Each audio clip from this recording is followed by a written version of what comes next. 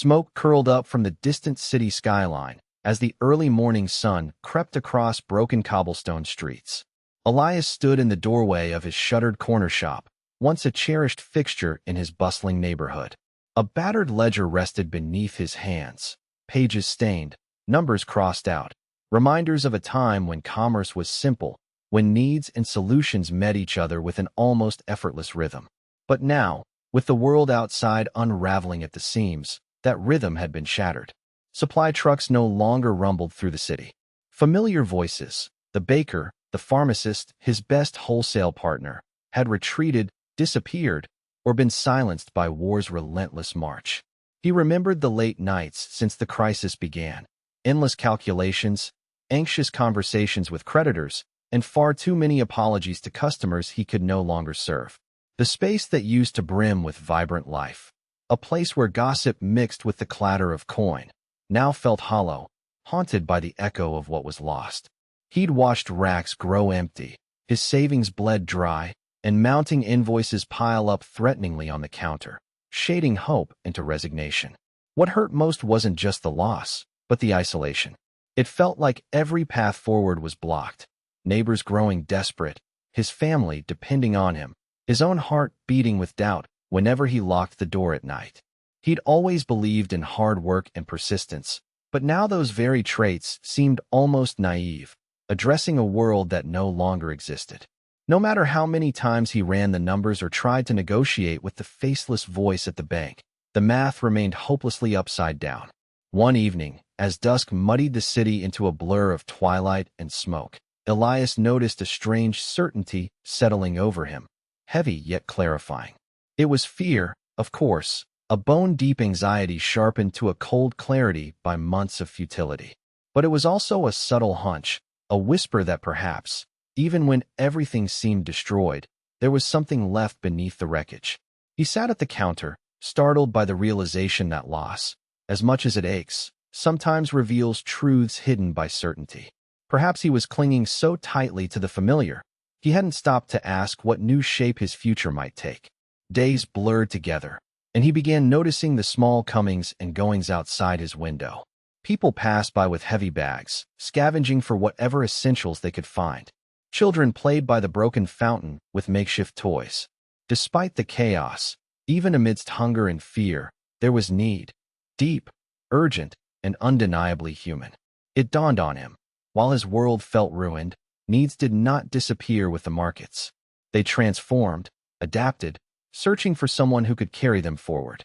That night, as he traced his fingers over the ledger's faded ink, the questions began to shift. What do people truly need right now? Was there something, however small, that he could offer? His fear remained, but so did a kindling of curiosity, stronger than his shame and echoing louder than the voices of regret. If the world outside was being rewritten, perhaps his part in it could be, too. This wasn't about regaining what was lost, not exactly. Elias felt the old definitions of success and security dissolve in the shadows. Instead, the story that began to emerge was shaped by uncertainty, by the possibility disguised within crisis. He found himself wondering not just about survival, but about the hidden ways in which destruction can birth innovation, how scarcity itself can crack open the locked doors of the familiar, inviting change where it's least welcome. For the first time in months, Elias wasn't just crushed beneath the weight of what was gone. He was listening, watching, letting the heartbreak guide his attention to subtler opportunities in the world around him. His losses were real, but so was the resilience flickering stubbornly inside him and in the world beyond those battered walls. As the sun rose the following day, warming the edges of glass shards and dust on his doorstep, Elias stepped outside not as a defeated merchant, but as a witness, someone determined, even if uncertain, to meet change where it lived. His story, like so many before and after, was no longer about waiting for rescue. It was about tuning in to needs, transforming despair into quiet hope, and preparing, step by hesitant step, to forge something entirely new from the fragments of the old. This, then, is where our story truly begins. The morning air carried a chill, that delicate space between seasons when the world senses a shift before it truly arrives. Elias pushed the old shop's door open with his shoulder, its hinges groaning, a tired but familiar song. Light pooled around crates mostly emptied by circumstance, dust motes swirling as if searching for purpose. The city beyond murmured with a cautious hope. Here and there, signs of life quietly rebelled against the gloom. Through glass streaked with fingerprints and faded paint, he scanned the street.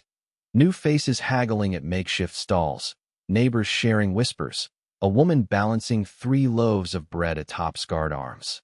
Every interaction hinted at shifts just beneath the surface, patterns emerging from necessity rather than choice. Determined not to be merely a spectator, Elias began venturing further from his routine. He started walking routes he'd never taken, listening more than he spoke. In a cracked alleyway reimagined as an informal gathering spot, a pair of teenagers bartered batteries for matches. Nearby, a seamstress repaired jackets with thread dyed from plant roots, her work precise and radiant with improvisation. There was ingenuity in the air, an undercurrent of adaptation not driven by profit, but by survival and mutual aid. Each corner, each curb, pulsed with trades outside the rigid, failed rules of the market. Instead of searching for lost opportunity, Elias found himself drawn to what was being invented anew.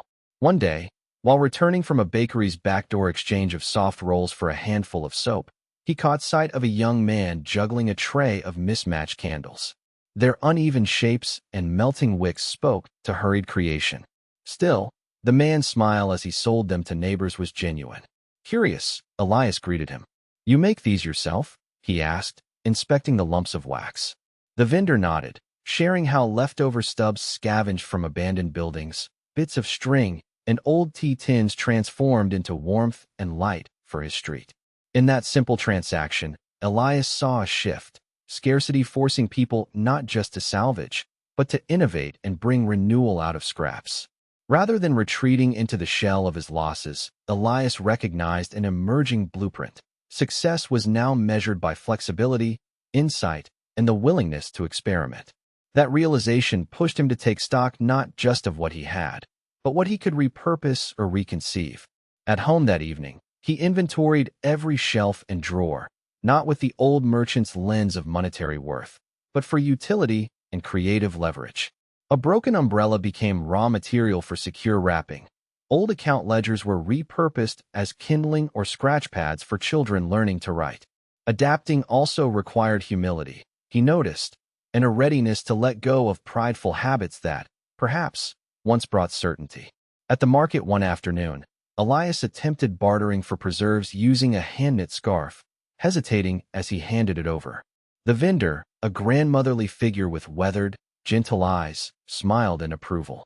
"Beautiful work," she whispered, sealing the trade without hesitation. The interaction stung with nostalgia, but also offered a quiet satisfaction. Roles shifted, dignity preserved, community reinvested in different ways. Beyond practical adaptations, fresh purpose trickled in through Elias's growing willingness to cooperate. He started connecting those with resources to those in need. At first, it was small, linking a neighbor with surplus eggs to another who had run out of fuel, or showing a young couple how to mend torn coats using his dwindling stock of sewing needles. Soon enough, word spread that his shop, even with shelves stripped of commercial excess, offered a new kind of value, a point of connection, a place where solutions traded hands as often as stories. Laughter cautiously replaced despair, echoing in the corners of his once quiet store. On a rain-soaked Saturday, as Elias swept the entryway, a stranger paused and leaned through the threshold, a traveler who offered herbal teas in exchange for directions. The small, weathered pouch smelled of earth and promise. Accepting it, Elias felt something strange swell within him. The realization that adaptability wasn't just a means of survival, but, at its deepest, a call to meet the world's uncertainty with a creativity as persistent as hope. The rules had changed, but new ways to thrive were possible, revealed only to those willing to meet them halfway. The seam of uncertainty runs through even the smallest tasks when the world itself seems unpredictable. As days passed, Elias's sense of unease sharpened, morphing into an odd kind of curiosity. He began noticing the subtle signals that had once slipped by unnoticed. A neighbor's exhausted expression as she struggled to repair a leaky kettle, the quiet despair in a young father's request for medicine, and the tentative hope carried in the way children gathered bottle caps to trade. Shadows fell differently now, longer, heavier, as if each hour asked its own question. Where do necessity and possibility intersect? Walking the fractured streets one brisk afternoon, Elias was struck by the sight of a pop-up clinic occupying the shell of an abandoned bakery. Inside, 2 volunteer medics worked tirelessly, tending wounds and distributing advice with a patience that seemed bottomless. The aroma of antiseptic mingled with memories of cinnamon bread, and the contrast unsettled him. Yet, within this unlikely repurposing, a place once dedicated to sweetness, now committed to healing, he recognized a revelation. Adaptability can be deliberate, not merely a reaction but a chosen stance. The medics weren't just making do. They were inventing a platform for well-being out of the debris of what once was. Adopting this mindset himself proved challenging. One rainy morning, Elias found himself pacing inside his home, pondering over a battered set of tools left by his grandfather. Their weight in his hands was both burden and bridge, solid yet strange, offering promise beyond their original intent. Drawing on faint recollections, stories, fervent afternoons in a sunlit shed, he realized he could mend not just fabric or furniture, but trust. He offered these repairs quietly at first, word spreading slowly through whispered endorsements. Gradually, a remarkable thing happened. Those who showed up for help often returned, tools exchanged for knowledge, help for gratitude, deepening an unexpected network of reliance. The shop walls seemed to expand, filled not with products, but with possibility and a new vocabulary of collaboration. As word of his efforts traveled, Elias found strangers at his door, a mother seeking someone to sharpen knives, an elderly neighbor needing batteries for a radio. Each new request required a reevaluation not only of what he could do, but of how he understood resourcefulness itself. The boundaries between roles faded, and the sense of expertise shifted.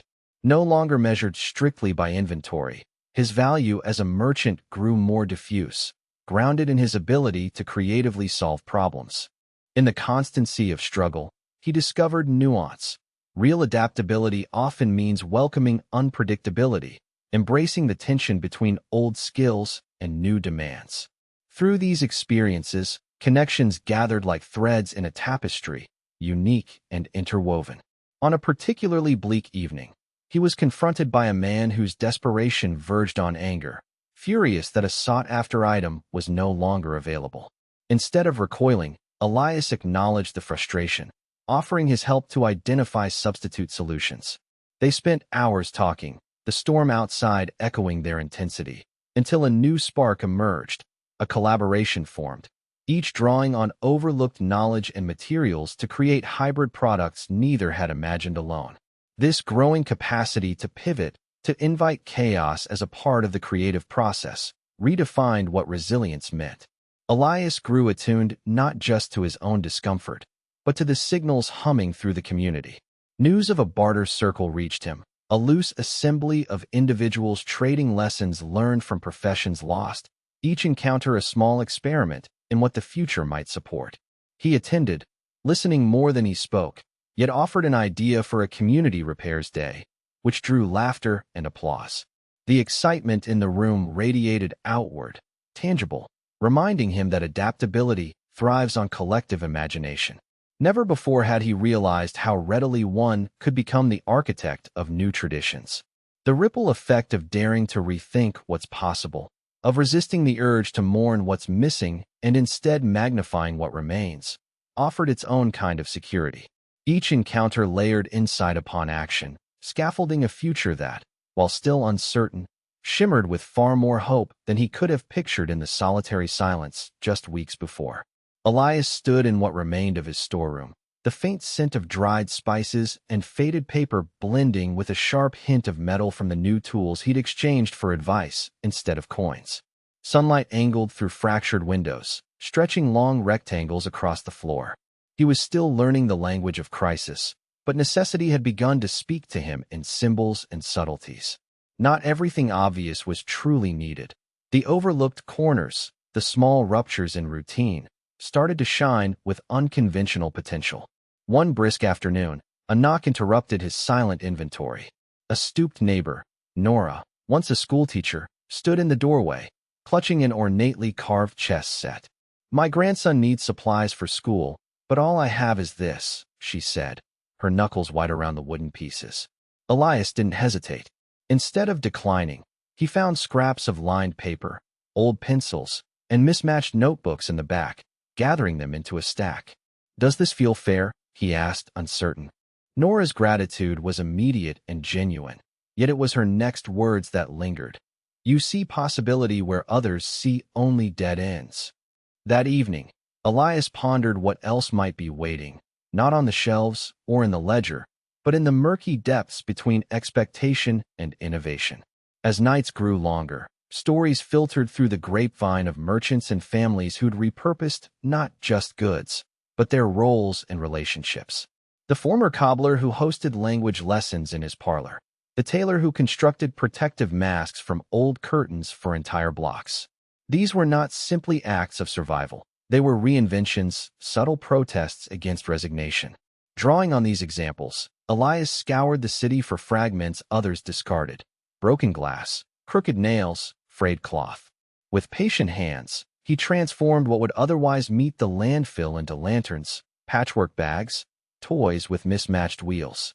Function wasn't the only priority. Pride in workmanship, beauty within constraint, emerged as worthy aims. Each completed creation became the first page of a new story for both the giver and receiver. Meanwhile, value itself began to morph, stretching to encompass things money never defined. On an overcast morning, children clustered at his door, cheeks pink with cold, fingers curled around marbles and buttons. One shy girl extended a small hand-painted stone. "This is lucky," she whispered. Elias traded it for a handful of seeds and a tattered book. Later, as he turned the stone in his palm, he realized how faith, sentiment, and memory had become currencies of their own, new forms of exchange blooming in the ashes of the old. It wasn't just about meeting physical needs anymore. It was about weaving trust, forging alliances from mismatched circumstances, and creating ripples of optimism. Friendships as well as fortunes began to flourish in these unexpected markets. The community, once wary and insular, started to experiment with shared ventures. Elias and two neighbors collaborated on a rainwater collection system, pooling remnants of tarps and salvage gutters. The endeavor sparked laughter, learning, and unexpected camaraderie. What began as a fix for drought-weary gardens turned gradually into a place for afternoon gatherings, story swapping, even occasional song. Suddenly, hope wasn't confined to individual struggle. It had become communal architecture, built from the willingness to try, to adapt, to believe in better. Most nights, Elias sat by his window, the chess set exchanged for school supplies occupying a place of honor on the shelf. He'd learned to watch for subtle invitations to innovate, an offhand comment, a half-formed idea, or simply the silent persistence of unmet needs. Inside this ever-shifting puzzle, despair could still linger, but it never outstayed possibility. In the hush before dawn, he would hear the city's heartbeat, and his own, in the quiet pulse of all that had not yet been discovered. A subtle restlessness had crept into Elias's bones, urging him beyond the routines of survival into a new domain altogether, one where risk shimmered with the promise of possibility. The city's battered streets, once traversed out of necessity, began to appear as a living canvas, peppered with faint outlines he had never dared notice before. Each day, as he wove through alleys thick with the aroma of roasting grains and charcoal, Elias found himself on the lookout for patterns, cues that others missed in their rush to address only what was obvious. There was a certain code to decipher, and he sensed it pulsed just beneath the chaos. Opportunities not rooted in what was left behind, but emerging from what had never before been needed. On a particularly storm-heavy evening, Elias ducked into an archway to share shelter with a thin, bearded stranger cradling a battered instrument case. The rain sounded like applause on the tin roof overhead. Conversation stumbled into the open, hesitant at first, then warmed by laughter.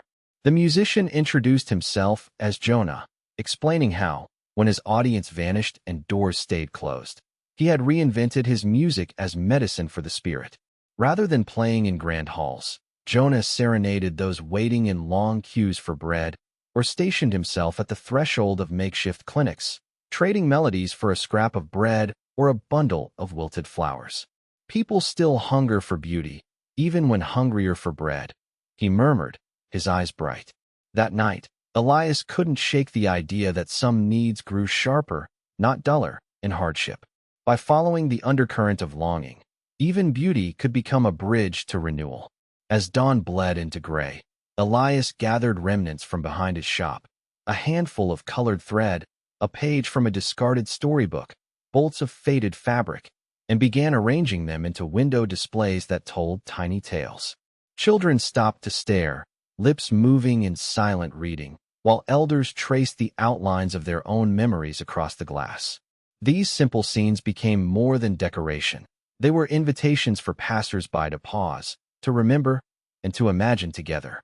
At times, a curious visitor stepped inside, drawn not by commerce, but by an unspoken need for connection, a sense of being understood without exchanging a word. Each visitor carried away something intangible yet vital, a renewed sense of belonging, perhaps, or the comfort of knowing their story, too, was worth sharing. Yet, not all encounters were gentle. As word spread, Elias faced moments of deep uncertainty. He was approached by a desperate mother clutching a fragile heirloom, a gold locket with a photo faded almost to invisibility. She did not want to part with it, yet hunger left her no choice. Elias hesitated. Here, value became knotted in emotion. The right question mattered more than the immediate answer.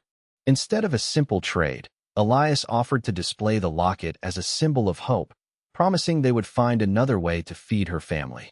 In doing so, he honored both her dignity and the locket's sentiment, transforming their interaction from transaction to trust. This subtle shift in perspective widened the arc of what was possible. Compassion became currency, and empathy itself acquired a tangible worth. As weeks unraveled and seasons threatened to merge indistinguishably, Elias understood that transformation was not a singular eureka moment, but a series of tiny pivots, some visible, some nearly imperceptible. Each conversation, every experiment, wove a thread in his evolving identity. The shop, once defined by what it contained, was now valued for what it sparked: invention, connection, daring, and above all, a willingness to see not just the lack, but the latent potential flickering beneath every weary face. Now, when you navigate upheaval, when the world around you seems stripped of its familiar markers, consider what hidden signals are echoing in your own periphery. Challenge yourself to listen to the quieter needs, to experiment with forms of value that have no set denomination and require risk that feels vulnerable. Sometimes, true adaptability isn't in what you replace, but in what you dare to create from uncertainty. The more Elias leaned into discomfort, the more he discovered. In times of greatest scarcity, the rarest resource of all is the courage to see beauty and possibility where others surrender to despair. The first whispers of dawn painted the horizon in muted lavender, and Elias, unable to sleep, wandered along the silent lanes behind the market district. The hush of early morning belied the turbulence within him, a mental tug-of-war between entrenched anxieties and the flicker of new ambitions, both sharpened by recent events. His feet meandered, but his mind raced forward, brimming with half-formed plans and unspoken questions. All around him, the city yawned awake, and he sensed an unclaimed energy humming in its marrow. As Elias rounded a corner, he encountered a scene that halted his restless stride: a young street artist with chalk-stained fingers, threading meticulous patterns across the empty pavement.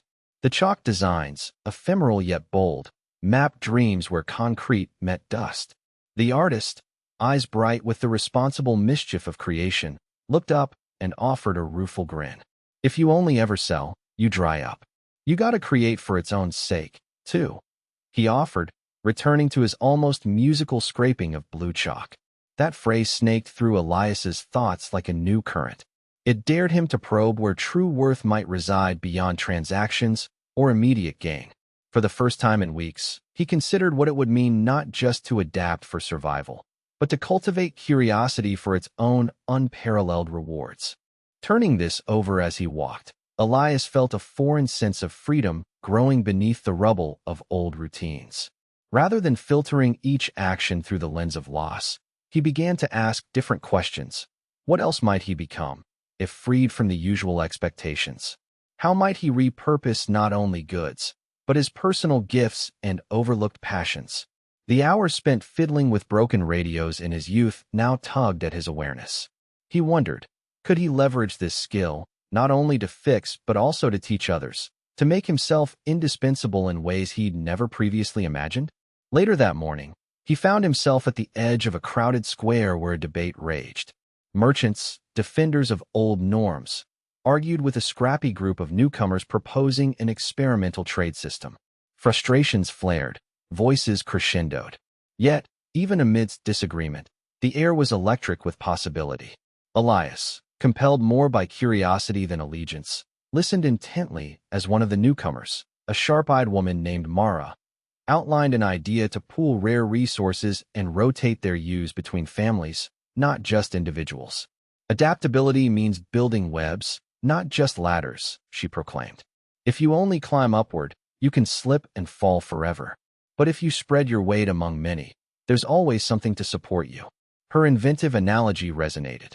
For Elias, the path forward suddenly seemed less about solitary reinvention, more about seeking out these tenuous, surprising networks of mutual uplift. With this fresh insight, an entirely new palette of opportunities revealed itself. He started to trace the invisible lines that linked him to others, not just customers or suppliers, but potential collaborators with whom he'd never before exchanged more than a passing nod. A shy gentleman who repaired umbrellas in his alley turned out to possess a wealth of stories about old barter currencies. A former courier, recently out of work, knew the underground routes still safe for transporting goods past blockades. Each encounter offered a distinct flavor of resourcefulness, hybrid skills, communal histories, nascent forms of trust. Elias realized his city was not merely a map of scarcity, but also a shifting tapestry of untapped, layered knowledge. In a bid to test this newly expansive approach, he organized an impromptu solution circle, inviting neighbors from every walk of life to share not just the wounds of war, but scraps of wisdom, tricks, and hacks for daily resilience. The first gathering was awkward, laughter edged with nerves. But as stories unfurled and hands moved to demonstrate small repair techniques or cooking improvisations, relief dissolved rigid boundaries. For a few precious hours, labels such as profitable or worthless lost their grip. Everyone was a creator, a contributor. Elias felt his own understanding shift, deepening from the transient rush of barter to a quieter, more durable wealth, one forged in cooperation, curiosity, and the relentless nurturing of human imagination.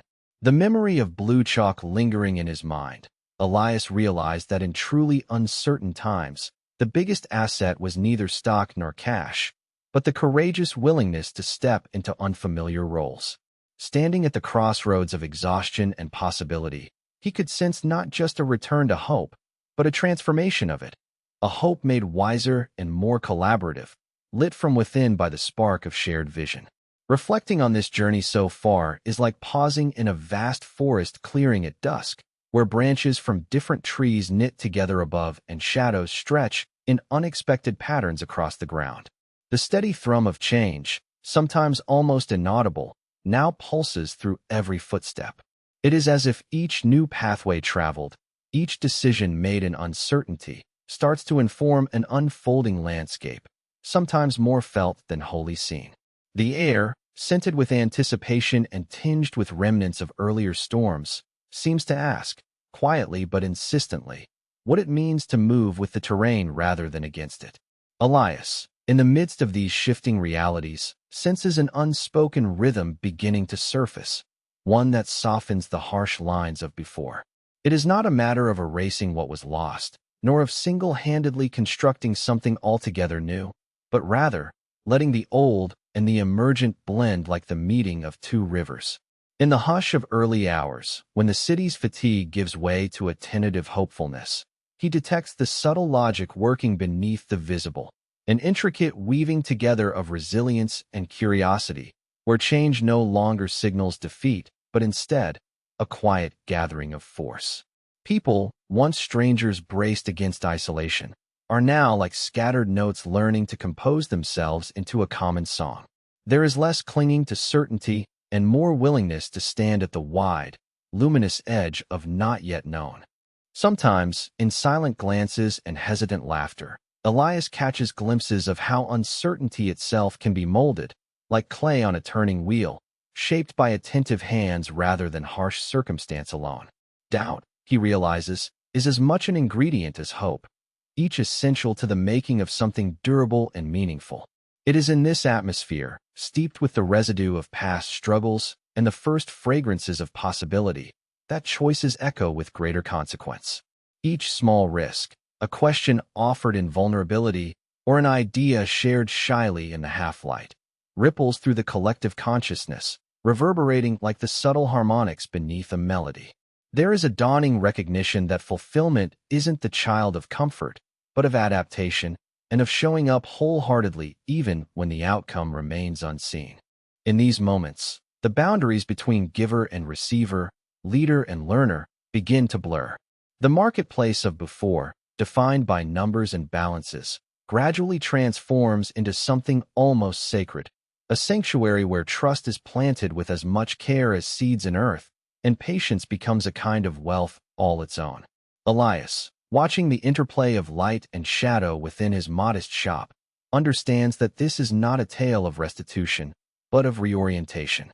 The energy once expended on holding things together in old configurations is now quietly invested in constructing invisible bridges, connections that may not show on paper, yet are felt in the warmth of each exchange. With every breath, the realization grows that there are no truly final arrivals, only thresholds, each one inviting a deeper surrender to the process of becoming. The city, alive with uncertain promise, hums with possibilities not born from pre-written plans, but from the gentle, insistent improvisation that hardship requires. As night falls and windows begin to glow, an unshakable awareness settles. In this space between what was and what will be, the heart learns to recognize the horizon not as an ending, but as an ever-moving invitation. So as the last light hovers over the rooftops and the sounds of evening drift upwards, laughter, a snatch of music, the hush of a broom sweeping steps, there is an almost electric sense that the story is readying itself for one more revelation. The ground beneath may have shifted, but what remains is more than memory, more even than survival. It is the seed of something both tender and resolute, waiting for the boldness of a next step. As the cool hush of evening deepened, a silvery glow bathed the windows of Elias's shop. He moved through the space slowly, fingertips tracing the aged wood of the counter, each groove and scar a silent testimony to what had been weathered and rebuilt. The quiet was different now, less hollow, more sacred, as though the air itself held its breath, waiting with him. Outside, laughter curled down the narrow lanes, vibrant and defiant, the sound of souls refusing to yield to the weight of ruin. Elias paused at the window, watching children trade stories as easily as marbles, their voices threading hope through the weary city like stitches in a frayed hem. He remembered the first days of loss, when dread had pressed down and the ground seemed to shift under every step. Yet, through the rigors of uncertainty, he had learned something profound, not in the shouts of triumph, but in the quiet negotiations of each new day. Change, he realized, was as constant and unpredictable as the tides. There was a wildness to it, and yet a hidden order, a rhythm tuned not to plans or predictions, but to a deeper pulse of life. The enduring search for meaning, even, especially, when the forms of comfort vanished. It was within this dance, between resistance and acceptance, between what is taken and what is given, that Elias found freedom. As his world unraveled, the urge to adapt became less a matter of survival and more an act of creativity. The shop, battered and threadbare, had transformed into a sanctuary for possibility. It was not simply a place where goods changed hands, but a gathering of needs, dreams, and fierce compassion, a living reminder that value was never fixed, but forever seeking new shapes. One evening, as dusk spilled purple and gold across the sky, An old friend lingered by the doorway. She traced the shelves with a gentle smile and spoke. "I came for flour, but what I needed was to remember that hope grows anywhere it is carefully tended."